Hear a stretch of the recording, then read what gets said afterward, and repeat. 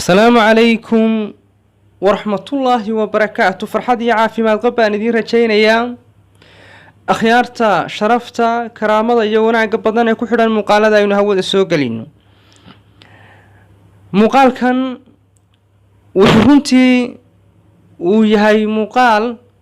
aynu kaga hadlayno aragtiyaha kala duwan ee haweenkeenu xilliyadii hore waxay aaminsanaayeen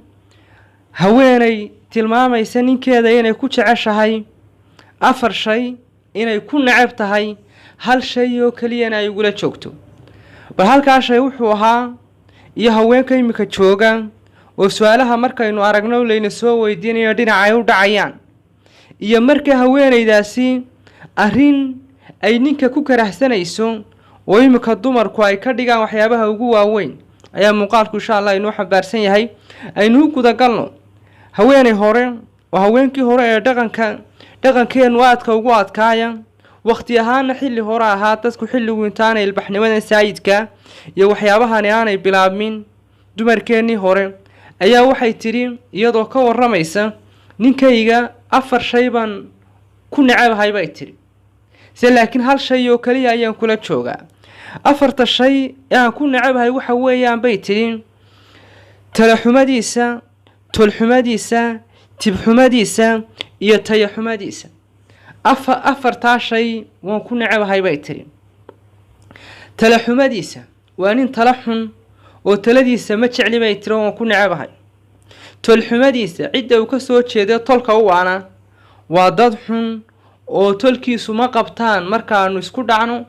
ama maygama soo hagaagaan ama igama hagaajiyaan adigu nin tol fiican maaha ayay tiri taana waa ku nacabahay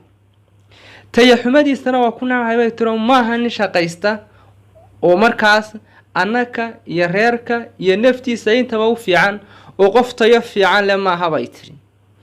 tibxumadiisana waa ku nacabahay bay tiri oo waa nin hunguriga iyo hamadu ay ku badan tahay tibtiisaas ayuunbuu la cararayaa bay tiri oo tibtaa xununbuu doonayaa xilli kasta inuu aniga u galmo igu sameeyo ama tibtiisaas ayaan ku nacabahay bay tiri waa halka ujeedada kala bedelaanshaha xilliga dambe ay ka imanayaan laakiin hal shay baan ku jeclahay bay tiri kula jooga waa tafiir wacnaantiisa wuxuu iga dhalay bay tiri caruur qurux badan oo baariya oo aan isagoo kale ahayn haddaba hal qodob baa ku dhex jira oo iyadu ninka ay ku nacday laakiin xilliyadan dambe dumarka su'aalaha sida rikoodhada aynu hayno iyo meelaha aad ka arkayso xilliyadan dambe aad moodo inay ka dhigayaanba first priority laakiin haweenaydaas way ku nacday ninkaas waa tibxumadiisa bay tiri tibxumadiisa oo markaa ay ula jeeday inuu yahay nin markasta u hamoonaya oo dareen ahaan ku fiican isla markaana markasta tibtiisaas haweenayda ula tagaya laakiin haweenkan imika jooga waxa laga yaabaa haddii uu tol xun yahay haddii uu talo xun yahay haddii uu tayo xun yahay laakiin halka haddii uu ku wacan yahay sida aynu ka aragnay meelo badan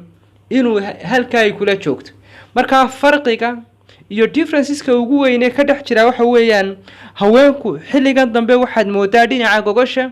inay aad u xiiseynayaan ama dhinaca ay culays ka saarayaan waa su'aalaha aynu hayno iyo intaynu ka aragnay iyo intaynu markaas rekoodka aynu hayno ayaa qaabka tilmaamaya ama dhigaya laakiin way jiraan haween badan oo wali aan iyagu qofka qofnimadiisa diintiisa dhaqankiisa asluubtiisa tayadiisa tadkiisa waxa ku qiimeynaya way jiraan laakiin xilliyadan dambe waxa dareemaysaa kala duwanaanshaha aragtiyada dumarkii hore iyo aragtiyada dumarkeena dambe